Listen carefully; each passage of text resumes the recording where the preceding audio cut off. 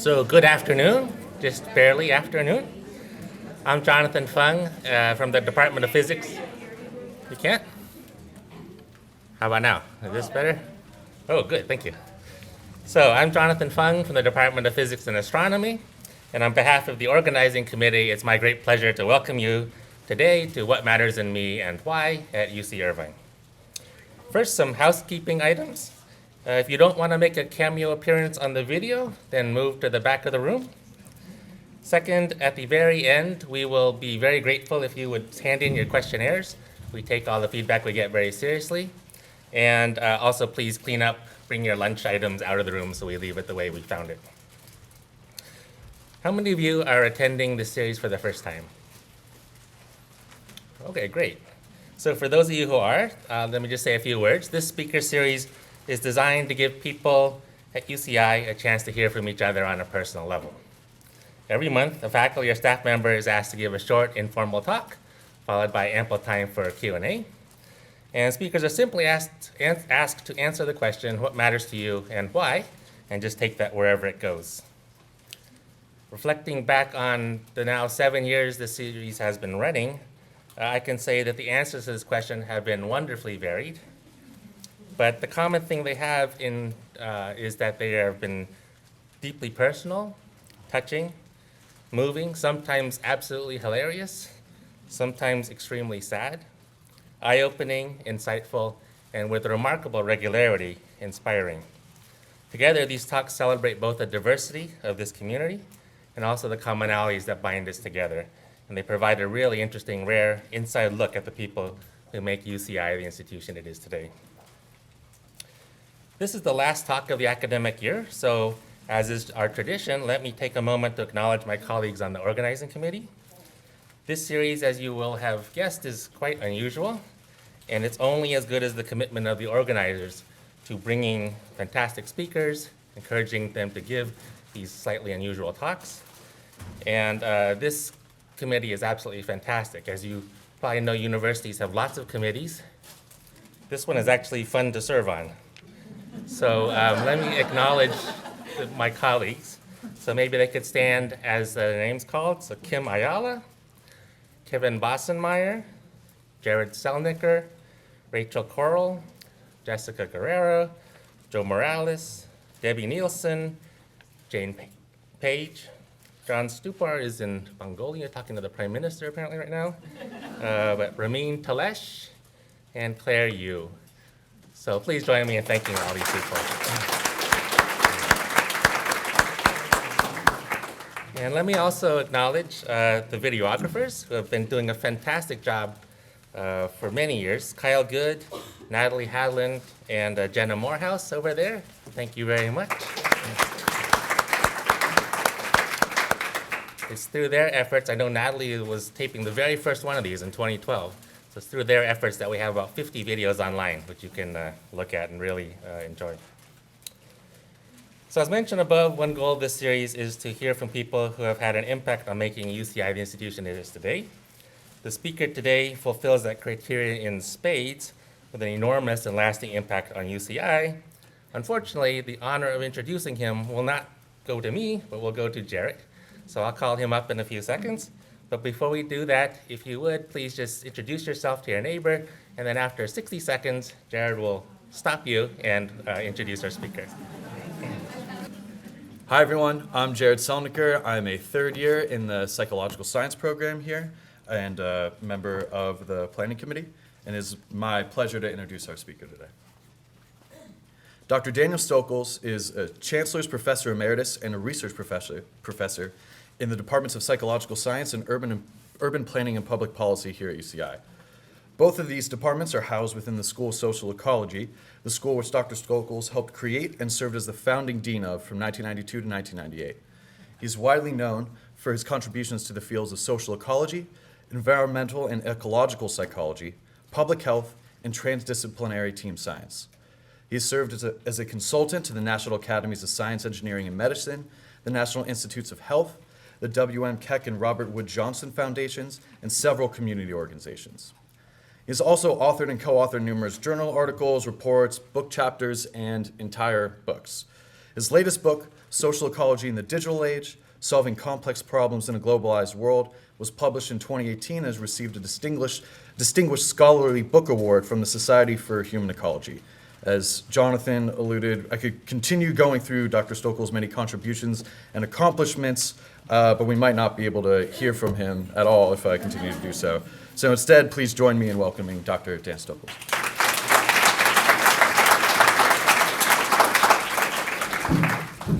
Thank you so much for your kind introduction, Jared and Jonathan. It's a real honor to be part of this series. So many powerful and inspiring talks have preceded mine, and it's kind of humbling to follow in their footsteps. And it's also a little daunting because the content of these talks is so personal and often emotional. So if I get a little shaky, bear with me. And I also want to thank my faculty and staff colleagues, students, former students in the School of Social Ecology who are here, as well as my friends from many other departments and schools at UCI. I'm really gratified that you chose to spend part of your day with me today at this talk. I especially want to thank my wife, Jeannie Stokols. Raise her hand. Jeannie has been there for me through thick and thin ever since we first met, first week of graduate school. And at North Carolina, she was in the clinical psych program, I was in social psych. And she's a constant source of kindness and support to me, our family, and everybody who knows her. So when we think about what's important to us, most of us would probably have some overlap in our responses that it's the people who we're close to, family, friends, mentors, colleagues, students, and they give meaning to our life. It's the principles, values, ideals, beliefs that we hold dear. It's also the life decisions, the personal projects that we become involved with and choose to put our time into. But when it comes to the why part of the talk, how do these things become important to us? Certainly for me, what's important to me has been shaped in very direct ways by key people in my life, family and mentors, and by pivotal experiences and developmental events. So I want to talk today and reflect a little bit on those connections between the people, the events, and what's become important to me, kind of the broad ecology of the developmental influences that have affected me over the course of my life to this point. And much of this is about mentorship, because I feel like I'm kind of an intermediary between the people who have taught me and my efforts to try to impart some of their wisdom to my own students. And I want to start right off with talking about some people and places that are very important to me. And so, as I mentioned, Jeannie, my wife, has been at the core, the center of everything good in my life, including our two sons, Andrew and Eli. Andrew on the left there, Eli on the right. And they've all enriched and given meaning to everything I've tried to do personally and professionally. This is when we first moved into Park West Apartments.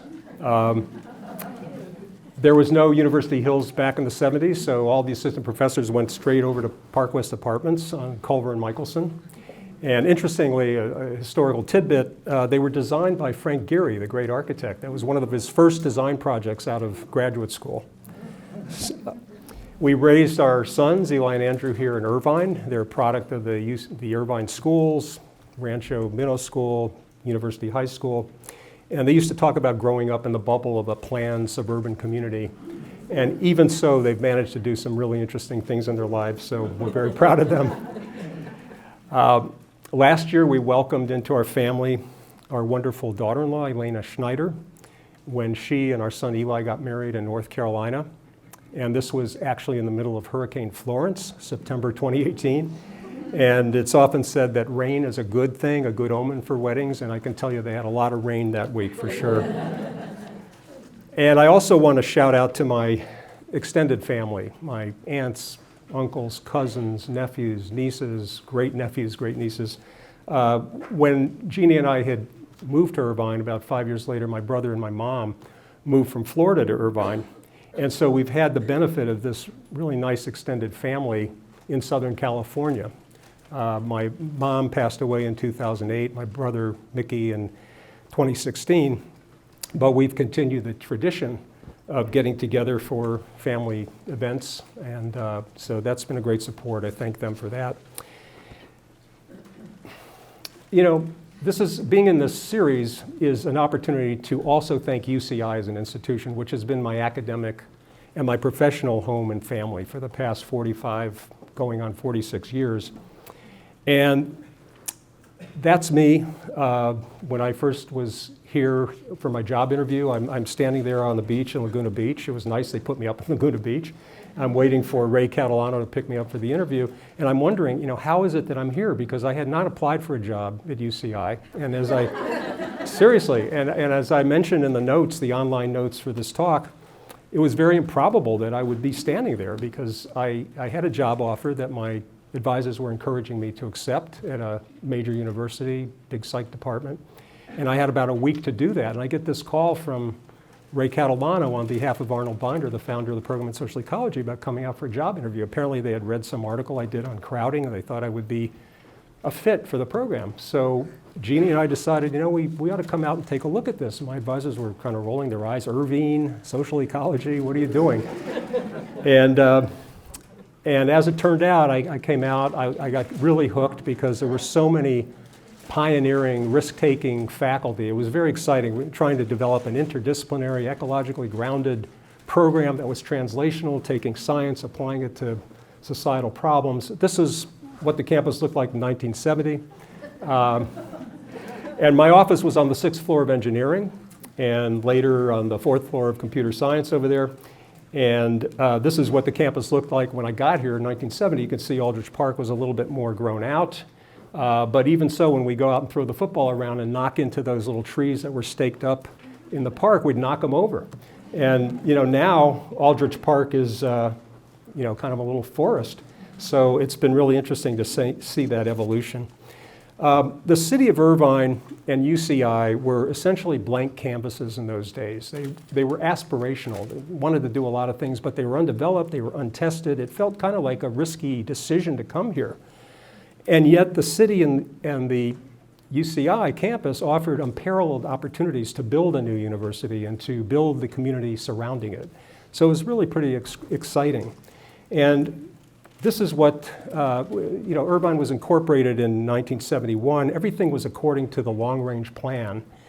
But very little was here. This was the marketplace today, but it was just a sign saying this is going to be University Town Center. And there was a Bank of America and a Spritz Garden restaurant where you could get a burger and a beer. But that was about it. This is West Park looking across this agricultural field. It's now wall-to-wall homes, right? And so that was Irvine. But you know, one of the missions of UCI, according to Clark Kerr, the president of the University of California in the 60s, was that Irvine should be an incubator of interdisciplinary innovation. And indeed, it has been that. The program in information computer science opened in 1976, far ahead of the computer revolution. It was ahead of its time. Psychobiology, cognitive science, systems biology, earth system science, literary journalism, and critical theory in the School of Humanities, the program in comparative culture. And social ecology was one of these kind of newfangled innovative units. And these are some of the colleagues and students who were there in the early days. Arnie Binder in the top left was the founder of the program. He was a mathematical psychologist who suddenly decided he wants to do a community-oriented, community-engaged, ecological, interdisciplinary program. Ray Catalano on the far right there, top right, was the guy who called me up for the job interview, took me around, showed me the orange groves in Irvine and the campus. Ellen Greenberger, our director after Arnie Binder, John Monahan, Peter Scharf, Karen Rook when she came in 1980. Some of our students, Terry Hardig, Dave Marrero, Gary Evans, another colleague, Ray Navaco. So these were some of the faculty who were here, and I wish I could name all of them who have been here and are here now because they're a wonderful, wonderful group of friends and colleagues. And we've had this incredible opportunity to build a new school, something that was really unique when it started, from a program in 1970 to our first building, SE1, in 1984, becoming a school in 1992, the opening of Social Ecology 2 building in 96, and then the Social and Behavioral Sciences building in 2009. And I have to say, so many colleagues contributed to this building, this growth, and some of whom have passed away since it was founded. John Flowers, Jonathan Erickson, Gil Geis, Elaine Vaughn, Allison Clark Stewart, Carol Whalen, more recently Ron Huff, former dean, who worked very hard on developing that social behavioral science gateway. Now, I want to talk a little bit about my childhood, because my childhood and my middle school and high school years had a tremendous impact on me and what's important to me. My parents, Harriet and Saul, they met in Chicago. Their families had emigrated from Europe to escape persecution. They grew up in Chicago, they married there. They then moved to Miami because my mom's dad had decided to move to Florida. And my dad was an exemplar of goodwill. He was a person who put extreme emphasis on treating people with respect. When he first came to Miami, he had this business where he sold merchandise out of the back of his car, clothing, small appliances, and he would sometimes take me on his routes. And I would see how he interacted with people. He'd go into all the neighborhoods, Cuban neighborhood, African American, white, and they all greeted him as a friend. They would hug each other. You know, if they didn't have money to pay him for an item on a particular day, he'd say, "Don't worry, you give it to me later." Great guy. He had a thing about talking badly about anybody. If my brother and I told a joke at somebody's expense, he'd get on our case and say, "You don't do that." My mom also was a wonderful, kind soul. I told you it gets a little tough sometimes just thinking about all these memories, but you know, she was so dedicated to her family. She worked side by side with my dad when he opened his appliance store in Florida, in Miami. And she ran the business, the inventory, the sales, the bookkeeping, everything. And my parents, they didn't go to college. My dad had a year of college perhaps, but they put a tremendous value on education for my brother and I. And so as we were growing up, you know, that was kind of instilled in us. My older brother, Mickey, 9 years older than me. And they said I could put in at least one racy picture. So this is, this is me in my birthday suit. You know, I'd have to say that most of my childhood was quite comfortable and happy. You know, we didn't suffer from poverty. We weren't wealthy, but you know, we weren't poor. I didn't have to worry about gun violence when I rode my bike to school or when I got to school or on the way home. My brother, Mickey, was like a third parent while I was growing up, but also a companion. He would take me on his paper routes and let me throw the papers in the people's driveways, you know, early in the morning. I felt so cool being able to do that. And he had a paper, in addition to his paper route, he played in a dance combo in high school. So they used to practice at our house. He played piano. And I used to, wow, I wish I could play in a band like that. So, you know, all my parents were very musically inclined too. My dad had a wonderful voice. He sang in the temple choir. My mom played the piano. She could pick up anything by ear. She didn't have to read music. She could just play it by ear. And so, you know, I had this strong interest in music from an early time. And also, this was my elementary school, Coral Way Elementary. So I used to pedal my bike to and from home to get to that school. Now, my middle school years and high school were tougher times for me. They were somewhat traumatic because of family members I lost and other experiences that I encountered. So this is my middle school, Shenandoah Junior High School. I took algebra on the second floor on the left there, about a couple doors down from that big tree. In the middle of the building, the music room was on the top there, so I used to play saxophone in the orchestra, so I'd go up there to practice. And in 1961, this is my grandfather, Joseph, lighting a candle at my bar mitzvah reception. And when my brother moved out to go to college, my grandfather moved in with us. And so I shared a room with my grandfather, just as I had done with my brother. And he would regale me with stories about how he was a cavalry soldier in the Tsar's army in Russia and how he escaped from Russia and then brought his family over. And we got pretty close. And he used to wait for me. He had a chair on our front porch, and he'd wait for me to come home from school because my parents were at the store working. And one day I came home, and he wasn't there. He wasn't in his chair. And the screen door was locked, but I could hear him kind of moaning. And so I had to break into the house, tear through the screen door. I called my uncle who lived nearby. And he had had an aneurysm and he died that weekend. So that was pretty traumatic. And getting back to other kinds of experiences, I talk about this in my book, Social Ecology in the Digital Age. I used to pedal my bike on the weekends and go over to a schoolyard. It was actually the elementary school that I showed you in the previous slide. And I'd get in to pick up football games. And one day I pedaled over, the gate was locked, so I hopped over the gate. And there were about 10 or 15 guys out there, some of whom I recognized from middle school, some of whom looked like they were in high school. And I walked over, kind of exploring whether, we might start a game. And this guy walks over to me and throws a punch. It wasn't a really heavy punch. It was sort of like a half-hearted, obligatory punch in my arm. And I punched him back in his arm. And I said, "What are you doing?" Because I knew this guy talking about algebra. He sat in front of me in algebra class. I said, "Robert, what are you doing?" And he just looked at me blank-faced. And I turned to this group around him who was goading him to pick a fight with me. And I said, "You guys are cowards. You're having him do this and you're standing around." And they could have pummeled me. I guess I got away lucky that day. Nothing terrible happened. The whole thing took about 30 minutes from the time I hopped over the fence and encountered these guys, had that experience, hopped back over the fence and rode my bike home, very perplexed about what had happened. But that was the roots of my interest, I think, in social psychology and peer influence. And I don't think it's surprising that I went on in graduate school to study those things, but it seared in my mind and my memory what it's like to be treated as an outsider and to be put down as somebody by a group. And that really stuck with me, even though it wasn't, nobody got hurt, it wasn't very traumatic. And I talked to Robert, the next week in school. I said, "What was that all about?" He said, "Well, I'm pledging this club, and my assignment was to go pick a fight with you." And, I started wondering, well, the guy is perfectly easygoing, nice guy in class. What's he doing on the field picking a fight with me? And so it really had a lot of those, it triggered a lot of those feelings.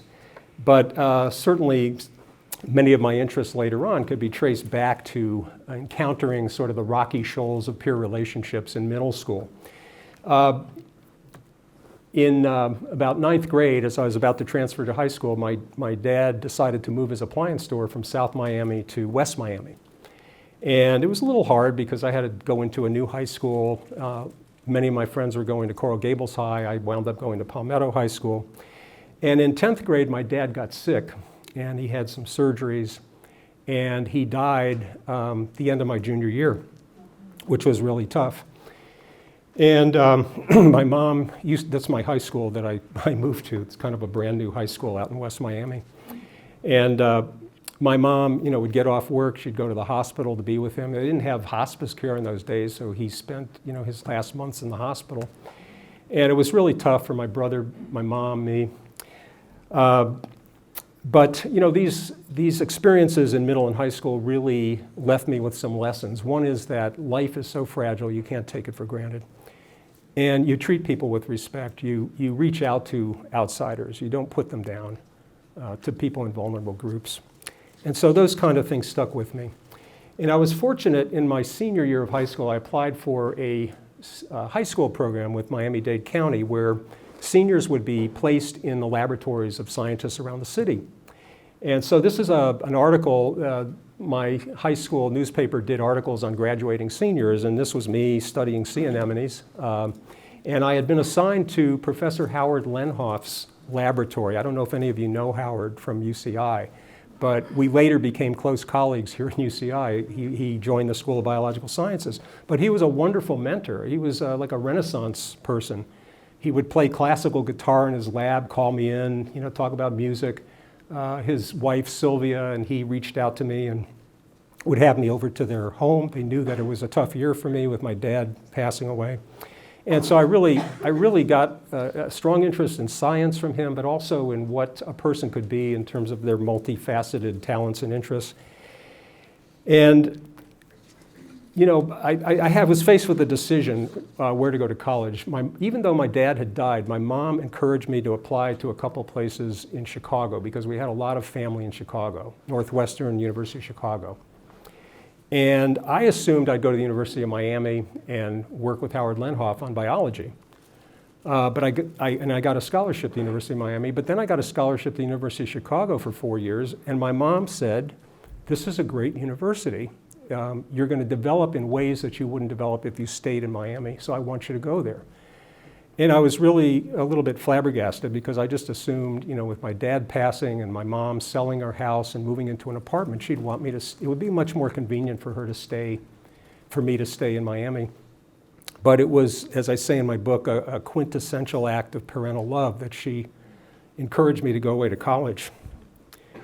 So I wound up going to the University of Chicago. It was quite a stark geographic transition from the South Miami to the south side of Chicago. Big urban place, racially segmented neighborhoods, a lot of tension between the diverse groups in Chicago. Incredible music scene. I really got into the blues scene. My mom put up $300 for me to buy a keyboard so I could join a band when I got to college, and I got into 3 bands. I played in Oedipus and the Mothers, and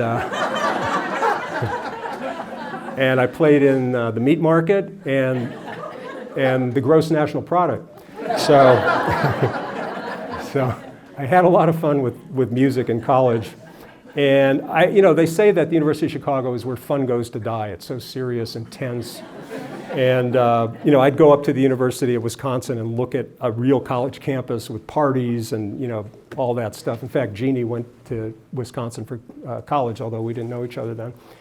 But another thing about Chicago was my interest in urban stress and group problems and group dynamics continued to evolve in Chicago, because when I went from Miami to this very complex city in the middle of the 60s, when there's so much going on with the Vietnam War and so much conflict and tension in the country, that really impacted me.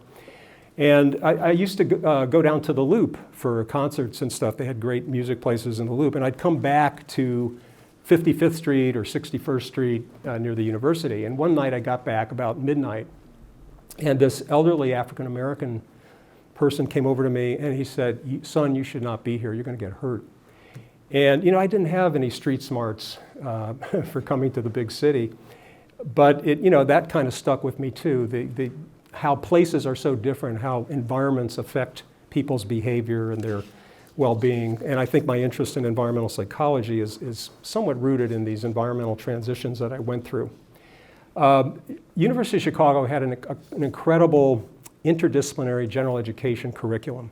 And I could not declare a major for the, I kept trying, but I was interested in taking so many different courses. And finally, in my junior year, I took a social psychology class taught by Richard Flax, who's now a professor emeritus at UC Santa Barbara, and Tom Crawford, who later became my colleague at UCI as well.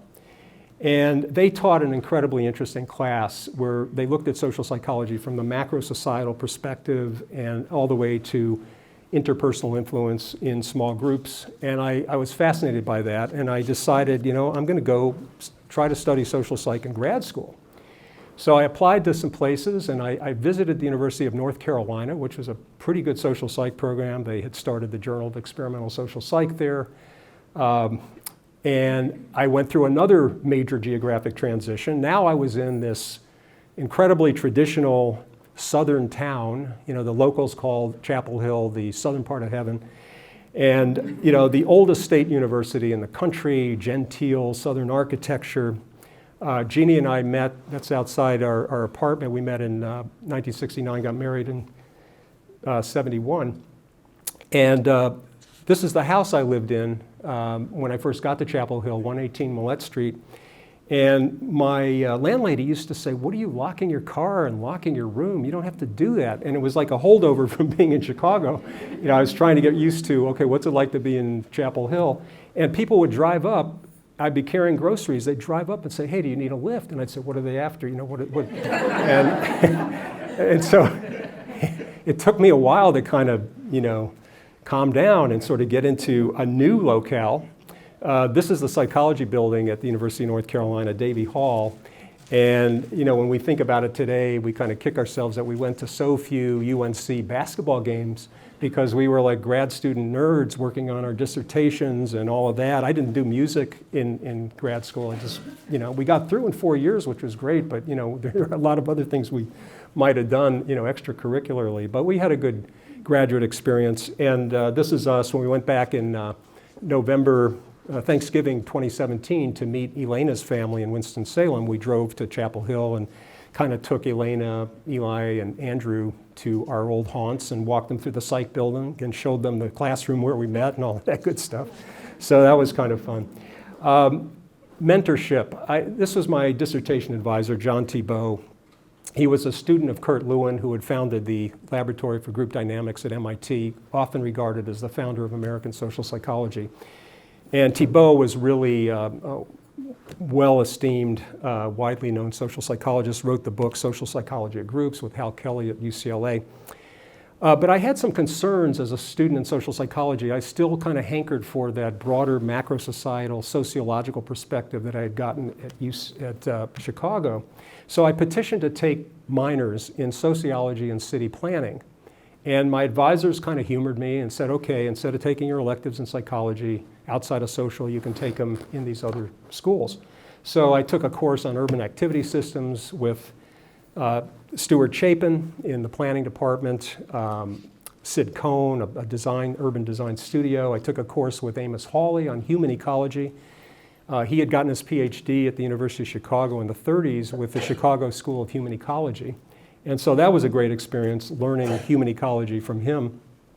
And so many other advisors there, mentors, Dave Jenkins, and also John Castle, social epidemiology. I worked in public health on a couple of research projects. So I was having a pretty good time doing interdisciplinary stuff. But I want to say, one of the things I admire about my mentors at North Carolina, even though they were very strongly committed to social psychology, they wanted me to go to a psych department, not Irvine social ecology, they encouraged me to forge my own path, to develop my own ideas. They didn't say, you got to come out in our image, but if you want to study alienation for your dissertation, and that's what I did, I studied alienation in small groups, which was a topic more commonly studied in the field of sociology. And my advisor said, go for it, yeah, let's do it. And so, as a grad student, I had 2 articles published, solo theoretical articles in Psychological Review, which is a frontline journal of psychological theory. And I don't think that would have happened without the support of mentors who said, go for it, do it, submit that paper there. And so one of those came out when I was in grad school, another came out based on my dissertation when I got to Irvine in '75. But I really appreciated that, and I hope that with my students, I try to do the same thing, where I encourage them to develop their own ideas and their passions, and to draw from their personal experiences, and not just come out, being an apprentice of me or some other faculty member. So by the time I got this call from Catalano about a possible job at Irvine, I was kind of ready to look into it because I had a strong interest in interdisciplinarity. I had taken these split minors, and I really had to go out and explore what was going on at Irvine. So this is Jeannie and me coming across the desert in Utah on our way to Irvine, and there weren't selfies in those days, so we set up the camera and the tripod and took a little picture out in the desert there as we made our drive across country. I checked into my office in the engineering tower. But UCI gave me so many opportunities to do different things. I helped start a UCI Health Promotion Center and a focused research group on work environments, and headed up an NIMH training grant on environmental demands, human development, and health, and started a Irvine Symposium on Environmental Psychology in the 80s, which ran for about 7 or 8 years, and developed an environmental simulation lab to look at work conditions in SE1 building. I've had opportunities to teach many cohorts of social ecology seminar, SE200, which introduces our PhD students to the principles of social ecology. And one of the graduates of that course, Mariah Runnerstrom, is there. And I also had this opportunity to play in the Butler Street Blues Band. One of my comrades from Butler Street, Ken Meese there, that's Hal Moore, Jim McGaw, Dave Shetter, who passed away a few years ago, sadly, Henry Pontel, Ken. We had a great time. And we opened one year for Ray Charles. You know, UCI used to have these concerts in the park that the Irvine Company would fund. We opened for Tony Bennett. We had no business doing this. We weren't that great. But we had an advantage because we were the house band, you know. And we pretended like it was Woodstock. You know, people would set up their blankets out in the park, and there were towers of amplifiers out in the park. It was cool. It was, you know, it was living the dream. And I also spent a lot of years coaching our son's soccer and Little League teams. And Tim Weigel, where are you, Tim? Former coach of the Giants. I coached the Cubs. But yeah, we had a great time. So UCI afforded all of that. It was an incredible place to do different things. My interests in environmental stress were kind of reflected in the projects I did. I did some quasi-experimental field studies of traffic congestion and stress. I worked on this with Ray Navaco. Jeannie was also an investigator. Joan Campbell, one of our students. And we looked at how driving different distances and times affected people's blood pressure, their heart rate. Really interesting stuff. And I also had the chance to work with Gary Evans, Shel Cohen, and David Krantz on a longitudinal study of the effects of airplane noise on children, third and fourth graders going to elementary school under the flight path of LAX. 350 planes coming over their school every day. And there were some dramatic effects. We compared them with third and fourth graders in Los Angeles living out of a noise zone, but matched for socioeconomic status, racial composition, and the like. And we published a book on that research, Behavior, Health, and Environmental Stress. I've also had a chance here at Irvine to get involved in the study of team science. I've always had an interest in interdisciplinarity from college on.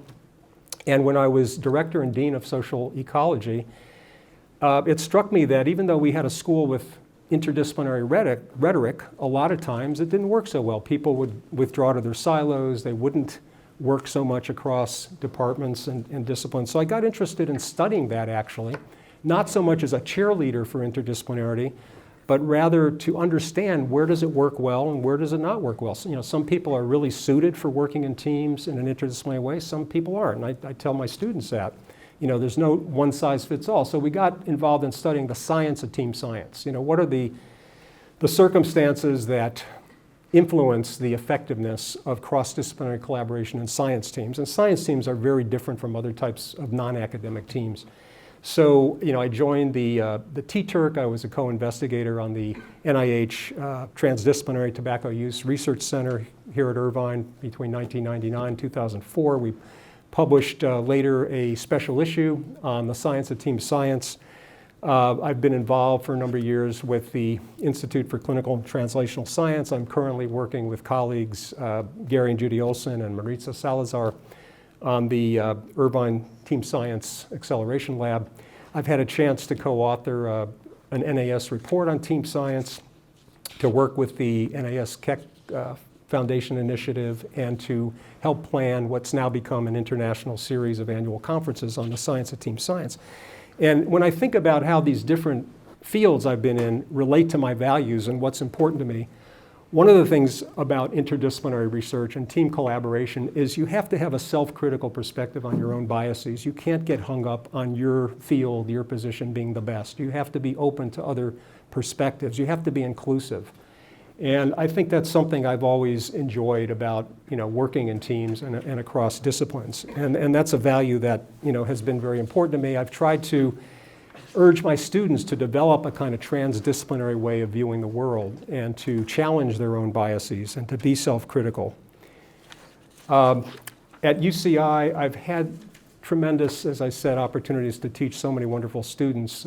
Environmental psychology, an upper division course. The photo there on the left side, SE 200.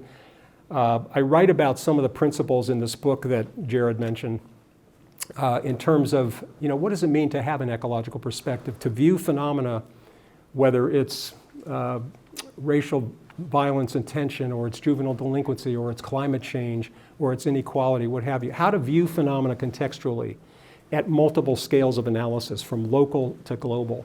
So I try to emphasize those perspectives. And in my theory course, I teach I have taught a graduate seminar in strategies of theory and development. And one of the things I try to do there is what my advisor, John Thibault, and others have tried to do for me, to encourage students to develop their own ideas and to be creative, not to be afraid to theorize. And sometimes you're told you can't do theory development and have your own ideas until you get your PhD or you get tenure. And I think people are freshest sometimes when they're young and they can draw on their personal experiences. And I think I did that with my dissertation on alienation. I took some of those experiences I had as a kid in middle school and high school, and even some of my interests in studying privacy, territoriality, personal space, and crowding. I shared a bedroom with my brother and my grandfather, and I think some of those issues came up, trying to share. So a lot of my early experiences, I think, really translated into interests that I developed later on.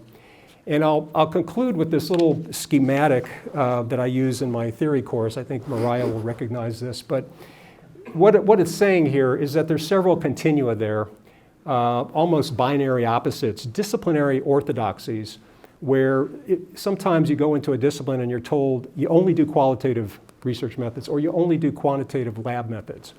Or you're told that you look at phenomena from an individual psychological perspective or subjective perspective rather than a more macro societal or structural perspective. Often there's a tension between developing theories that are highly testable. Some would say don't bother developing a theory if you can't empirically refute it or test it. And I tell my students, sometimes there's trade-offs between the generativity of a theory or an idea and its testability. Look at Freud's theory of the subconscious, or look at Marx's theory of history. You cannot test the causal propositions of those theories, but they have been extremely catalytic in society and in raising new lines of research. So there are these trade-offs to be made. So that little squiggly line in the middle there is trying to encourage students to develop what I call a facility of movement across these continua, not get hung up on a disciplinary orthodoxy at one pole and get stuck there. And I saw that as I took my minors in sociology and worked in psychology. Sometimes there were such different assumptions about how to study phenomena and what was important. So it's that pluralism and being open to it's not saying that everything is equally fine and there aren't choices to be made, but I encourage them to start with a pluralistic perspective and be open to how different levels of analysis, different disciplinary views can enrich what they're trying to study. So I think that's pretty much what I wanted to say. I wanted to leave some time for questions, and I really appreciate you being here. I'm gratified that all of you came, and thank you for that, and I'm ready to take some questions, so fire away. Thank you.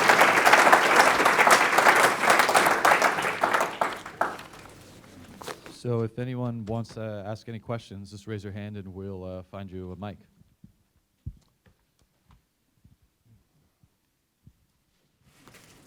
Yeah, Beth. And Beth, I should mention, made it here with a injured ankle, broken ankle, right? Thank you so much. Just so fascinating, Dan.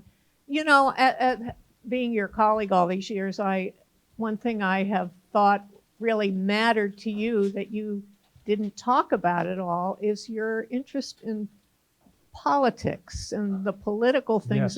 Yes. So did you not mention that because the other things are so much more important and there's a time, or is there whatever? No, I talk about in my book that a social ecological perspective, which is multi-scale and cross-disciplinary, inclusive rather than exclusionary. I think a lot of our issues today where you have extremely nativistic, nationalistic, anti-science views about the world, I view social ecology as an antidote to that kind of bias. And I am very concerned about our country and about our planet. And those are other things I talk about in this book. I didn't talk about as much today because there's some time limits and I couldn't get into everything, but you're absolutely right. I am very concerned about where the country's going, where the world is going, with the short time frame we have to turn around climate change or to slow it down, to deal with economic inequality, to deal with authoritarian regimes. I mean, we've seen these movies before at other times in history, certainly in the 1930s, and it's very troubling. and worrisome to me. So yeah, those are on my mind too. Thanks for mentioning that. I appreciate what you, excuse me, appreciate what you had to say about encouraging creativity among your students and passing on the fact that you felt that you were encouraged back in the day. Yeah. Unfortunately, we're not in that day anymore. And I see the trend actually going in the opposite direction where, we are being taught a set straight of facts. We're supposed to regurgitate it, and encouraging creativity from, kindergarten on is frowned upon in general, by cultural pressure. So what do you say about? I feel like we have to resist that. We have to, in our classes, try to encourage students to be as creative as possible, because I think in every generation, every point in history, there are new ideas, new perspectives to be discovered. And I see education as a diversification process where students acquire more and more nuanced and diverse windows on the world, where they can look at the world in a more complex way rather than from just one angle. And so even though there are pressures in society perhaps going against that, I would try to resist that and try to encourage as much of that creative enterprise as possible. If I may follow up. Yeah. So even your, excuse me, political leanings, which I very much share, watching, Eli on TV, I almost always agree with whatever he says, and I'm sure it's through your influence. But there is a point to be said in support of those on the right who criticize college campuses for orthodizing the left. Yeah, well, I think Howard Gilman and Chemerinsky in their book on hate speech on college campuses, they're right on. You've got to encourage open speech on campus. That's part of our Constitution. And it's only when it gets violent prone and people are being attacked that I worry about that. But I think our campus is trying as much as possible to resist those pressures toward polarization, one way of seeing the world. And you're right, the people with conservative views on the right as well as the left have to be given voice. So I'm not in favor of screening out those other perspectives, but just making sure that society moves in a way that's progressive. And I think we're facing some existential threats right now in terms of the state of the biosphere, species loss.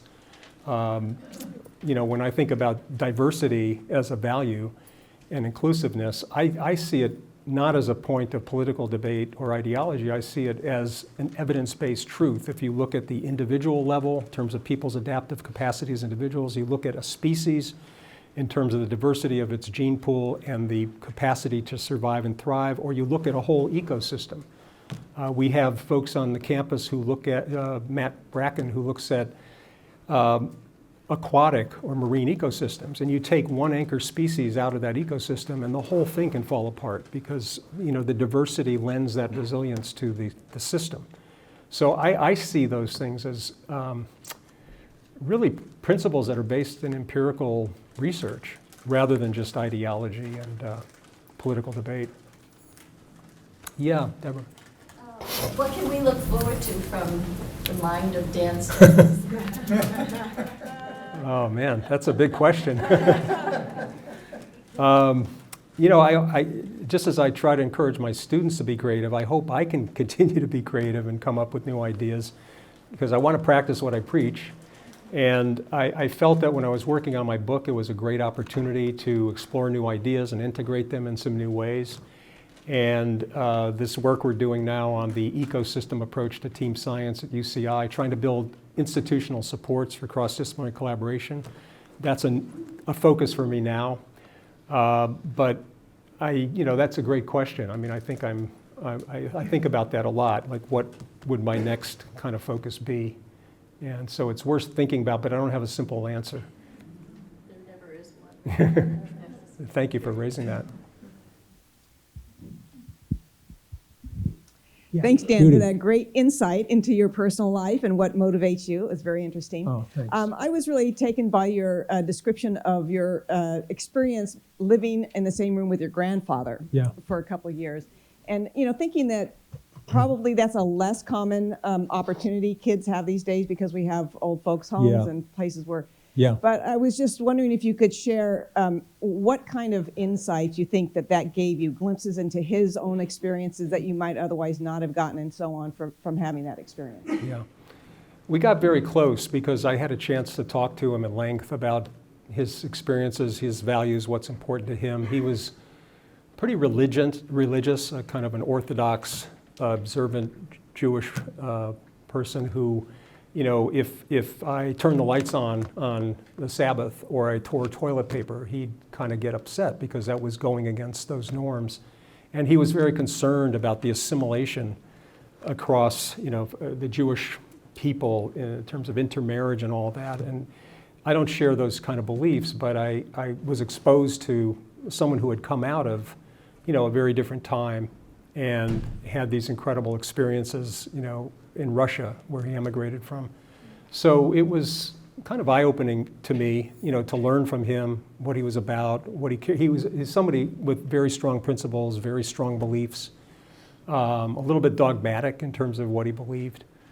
But it was, you know, a kind of a wonderful opportunity to get to know him. And that's why I think his passing was kind of traumatic for me because he, you know, even though we disagreed and he'd get on my case about different things, he was, you know, he cared about me and, you know, he'd wait for me every day on the porch there to come home from school. So it was kind of sad losing him. Maybe I can abuse the fact that I have the microphone and just ask one last question. So I was really fascinated to hear that you said that UCI was founded sort of with the intention, you mentioned Clark Kerr's, Yeah. of being sort of innovative and interdisciplinary. How do you see, I mean, maybe that's easier to maintain when you're a small upstart campus. How do you see that now that we're a little bit bigger and going forward? Do you see that we've preserved that sort of spirit and DNA, or do you see it as sort of dying down? I don't think it's dying down. I think, you know, in terms of organizational development, when we started, for example, our program in social ecology, it was in a kind of adolescent phase. And there were a lot of discussions about disbanding social ecology because it was kind of weird. It didn't seem like the right model to build a great department or school where you would hire stars and you'd build these pinnacles of excellence in a very narrow area. And we were trying to teach students to integrate across different nodes of excellence, but it took a while to build up those areas to have departments of criminology and psych science and planning and all. And I think, you know, we've been there for almost 50 years now, from 1970, but there have been certain trade-offs, you know, as you grow and you decentralize. Our departments now are in separate buildings, which is not the greatest for cohesion, although a lot of times we meet over in Mirage Plaza, which is kind of equidistant from our buildings. So I think you have to work at that innovation, you know, to encourage it and to keep that mojo. You know, it's easy to lose as you get established and you get more kind of comfortable with your ways of seeing things. And I think our school is grappling with that. You know, what are the frontier areas for community engaged ecological research? You know, how can we make a big difference in some emerging fields? And you know, one of the things I tried to do in the book was to bring in the cybersphere into ecological theory, because most ecological theory looks at people's relationships with the natural environment, the built, and the sociocultural. But the cybersphere, all the different modalities of digital technology have become interspersed with those different aspects of our environment, and they all have a kind of joint effect on our behavior, our health, and even global sustainability. One of the things we're facing with the growth of cyber technologies, smart cities, and all that good stuff, virtual reality, is that the electronic footprint of those technologies by the year 2030 will consume about half of the Earth's energy budget and generate 25% of the greenhouse gases. So to go willy-nilly and just keep developing them without thinking about how can they be made more efficient, more environmentally protective. So there are a lot of new issues opening up that were not there when we started the program or when UCI started.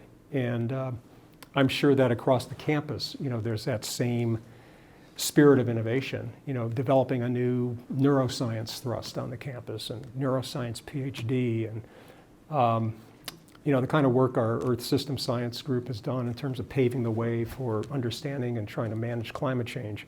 So these things are evolving all the time.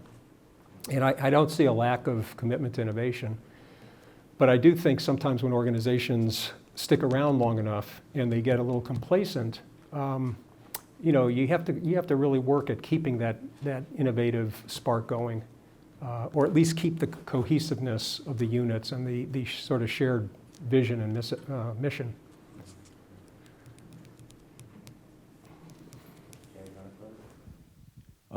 If there's no other questions, thank you all for coming. Thank you very much. Thank you. Appreciate it.